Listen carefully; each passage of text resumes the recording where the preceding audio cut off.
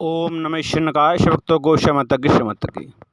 आज का प्रसंग है राम और रावण का युद्ध। बहुत सुंदर अद्भुत कथा है। राम कथा। रावण ने दुर्गा देवी की पूजा करके माता को प्रसन्न किया था। दुर्गा देवी की 64 यज्ञों को सिद्ध किया था। रावण ने अपनी सुरक्षा के लिए युद्ध में 64 यज्ञों को सिद्ध किया था, उनको प्रसन्न किया था, माता रानी को प्रसन्न किया था, ताकि युद्ध में राम के हाथों मेरी आज मृत्यु ना हो सके। राम और रावण में भयंकर युद्ध हो रहा था। तब राम ने लक्ष्मण से कहा कि लक्ष्मण, सेना में कोई भी वीर रावण से युद्ध नहीं करेगा। मैं अकेले ही रावण के साथ युद्ध करूंगा। रावण के पास ब्रह्मा जी का वरदान था और भगवान शंकर की वरदान था। रावण शक्तिशाली था। रावण बोला, राम तुम्हारे पास क्या है? तब राम बोले, रावण मेरे पास धर्म है, सत्य है। रावण तुम्हारे पास क्या है? तुम्हारे पास ना तुम्हारे पुत्र हैं और न तुम्हारा भाई है। तुम तो केवल अकेले ही हो, इसलिए मैं भी तुमसे अकेले ही युद्ध करूंगा।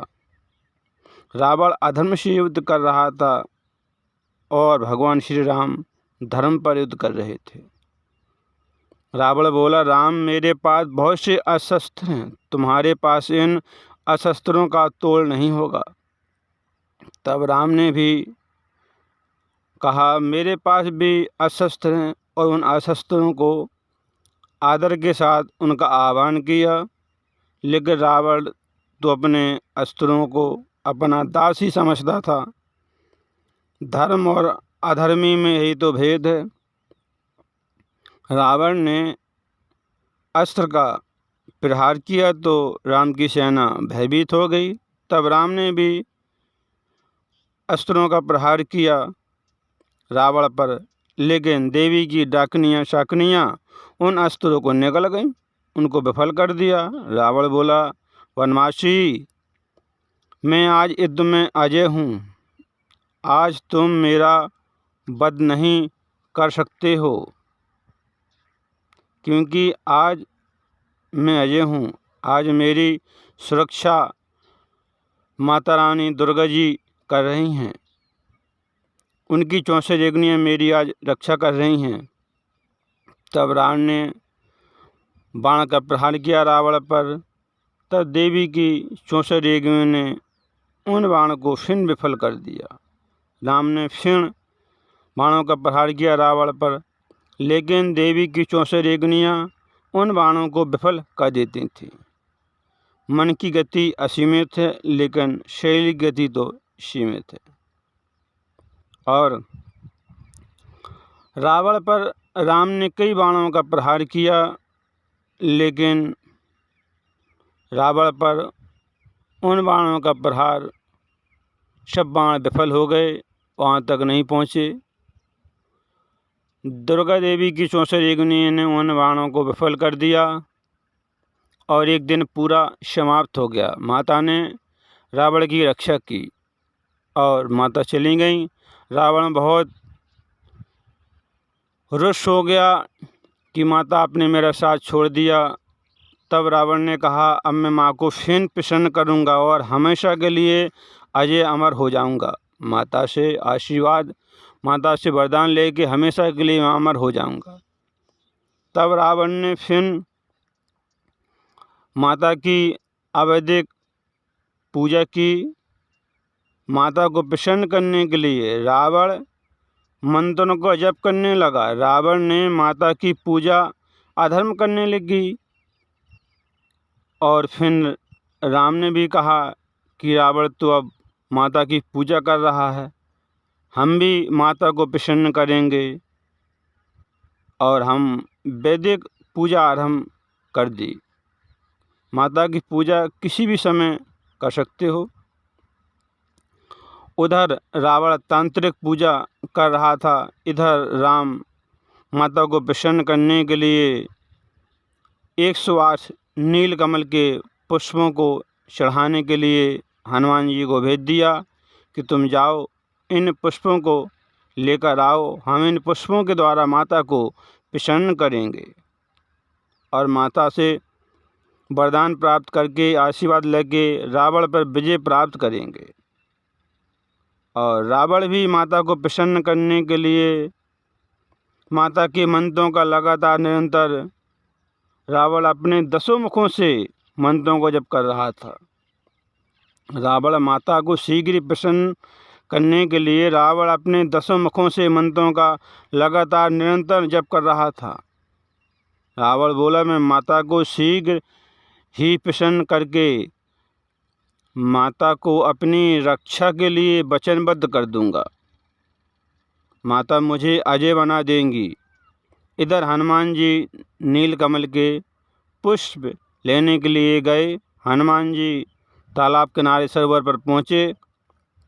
तब उस सरोवर की रक्षा तालपुरुष कर रहे थे और उन्होंने कहा, हनुमान जी आप पुष्प तोड़ने के लिए आए हैं, तो पुष्प उन्होंने अदृश्य कर दिए। हनुमान जी ने कहा, अभी तो पुष्प थे, कहाँ चले गए। तब उन्होंने देखा कि तालपुरुष इस तालाब की रक्षा कर रहे हैं। तब तालपुरुष ने कहा, हे हनुमान जी, मुझे तुम राम की कथा सुनाओ या फिर राम के चरणों की रज लेके दे दो, लाओ, तब आप यहाँ से पुष्प ले जा सकते हो। हनुमान जी ने सोचा कि मैं राम कथा सुनाऊंगा तो समय बहुत लगेगा और भगवान के चरणों की रज लाऊंगा तो दोबारा जाऊंगा तो भी बहुत समय लगेगा। तब हनुमान जी ने अपनी बड़ी चतुराई के साथ, बुद्धि के साथ कहा कि मैं तो भगवान श्री राम का भक्त हूँ और उन्होंने उनको राम के चरणों की रज अपने मस्तक पर धारण करता हूँ। तब अपने मस्तक से उन्होंने तालपुरुष को चरणों की रज दी और हनुमान जी ने उस सरोवर से कमल के 108 पुष्प नीलकमल के तोड़कर लाए। राम माता रानी दुर्गा को नीलकमल के 108 पुष्प चढ़ाने के लिए, माता को प्रसन्न करने के लिए हनुमान जी से मंगवाए। तब माता को प्रसन्न करने के लिए हनुमान जी शीघ्र लाए और भगवान श्री राम को दे दिए। तब भगवान श्री राम ने कहा, मेरा संकल्प पूरा हो जाएगा। तब राम ने फूल पुष्प चढ़ाए तो पुष्प एक कम हो गया, क्योंकि माता भगवान श्री राम की परीक्षा ले रही थी। तब एक पुष्प कम हो गया। तब भगवान श्री राम बोले, अब मेरा संकल्प कैसे पूरा होगा, एक पुष्प तो कम हो गया। और माता मुझे कहती थी कि राम तुम्हारी आँखें नीलकमल के समान हैं। तब उनको ध्यान आ गया और उन्होंने कहा, हम माता को एक अपनी आँख कमल की जगह भेंट करेंगे, एक आँख निकाल को चढ़ाएंगे, माता को प्रसन्न करेंगे। माता ने परीक्षा ली, दुर्गा भवानी ने, माता ने परीक्षा ली भाई, सफल हुए। इसमें रघुराई सपरिवार प्रगटे जगजननी हर्षित राम व श्री बजरंगी। और तब जैसी आँख भगवान श्री राम ने निकालने की तैयारी की, वैसे ही माता प्रसन्न हो गई। माता रानी बोली, कहने लगी, राम मैं तुम्हारी भक्ति से प्रसन्न हूँ, मैं तुम्हें रावण पर विजय प्राप्त होने का आशीर्वाद प्रदान देती हूँ। और कहा, हे राम, रावण की जो निषिद्ध पूजा है, भक्ति है, तुम उसको भंग कर दो। अगर रावण की पूजा समाप्त हो गई, रावण ने मुझे प्रसन्न कर लिया, तो तुम रावण पर कभी भी विजय प्राप्त नहीं कर पाओगे। तब राम ने कहा, माता, किसी की पूजा भंग करना तो अधर्म है, पाप है, मैं ऐसा कार्य नहीं करूँगा। तब माता बोली, राम, अधर्म को रोकना अधर्म नहीं होता है, रावण की पूजा रोकना अधर्म नहीं है। तब राम हनुमान जी को भेजा रावण की पूजा भंग करने के लिए, और माता रानी श्री हनुमान जी ने आशीर्वाद प्राप्त किया और रावण की पूजा भंग करने के लिए गए। आशीर्वाद लेके माता से चले, रावण के समीप पहुंच गए। रावण ने अपने चारों तरफ कील दिया था, मंत्रों द्वारा सुरक्षा कवच का घेरा बना दिया था। तब हनुमान जी ने गधा का प्रहार किया कि उसमें प्रवेश हो जाए, तो गधा विफल हो गया। रावण ने कीलन मंत्रों के द्वारा सुरक्षा की थी अपनी चारों तरफ से। रावण निषद पूजा कर रहा था जगदम्बा भवानी की, कि कोई पूजा में विघ्न बाधा न डाल सके, पूजा को भंग न कर सके। तो हनुमान जी ने सोचा कि इसकी पूजा कैसे भंग होगी। तब हनुमान जी ने अपनी शक्ति का प्रयोग करके और माता को प्रणाम करके उस सुरक्षा कवच में प्रवेश हुए, और रावण मंत्रों का जप कर रहा था अपने 10 मुखों से, लगातार निरंतर एक जगह देख रहा था, मंत्रों का जप निरंतर कर रहा था। तब हनुमान जी ने उसके मंत्रों को, जो मंत्र हनुमान जी के सामने थे रावण कह रहा था, तो धीरे से एक मंत्र को हनुमान जी ने मिटा दिया कि यह मंत्र अब मिट गया। तब रावण मंत्र कह नहीं पाएगा और मंत्र गलत हो जाएगा, और ऐसा ही हुआ। हनुमान जी ने उस मंत्र को पुस्तक में जो कह रहा था रावण, उसमें धीरे से प्रवेश हुए गए और सूक्ष्म रूप धर के उस मंत्र को मिटा दिया। रावण को पता नहीं चला, हनुमान जी सूक्ष्म रूप धर के गए, वो जो रावण मंत्र कह रहा था पुस्तक से, उस पुस्तक में चुपके से नीचे ऊपर कह रहा था, उसकी दृष्टि ऊपर थी पुस्तक में, नीचे नहीं थी, तो नीचे से सूक्ष्म रूप धर के चुपके से उस मंत्र को मिटा दिया। रावण ऊपर से मंत्र को कहते कहते नीचे से आया, तो मंत्र मिटा दिया था, तो मंत्र गलत हो गया। और माता को प्रसन्न करने के लिए रावण ने मंत्र को पूरा नहीं कहा, मंत्र गलत हो गया। तब माता जी क्रोधित हो गईं और बोली, हे रावण, तुमने मुझे प्रसन्न करने के लिए मंत्र गलत कह दिया, एक अक्षर नहीं बोला तुमने, तुम्हारी पूजा भंग हुई, तुम्हारी पूजा सफल नहीं हुई। और माता क्रोधित हो गई और रावण से बोली, रावण, अब तुम्हारा अंत शीघ्र ही होगा राम के हाथों। तब रावण बोला, माता, मैं तो तुम्हारा भक्त हूँ। तब माता बोली, भक्ति की जाती है धर्म करने के लिए, अधर्म करने के लिए नहीं की जाती है भक्ति।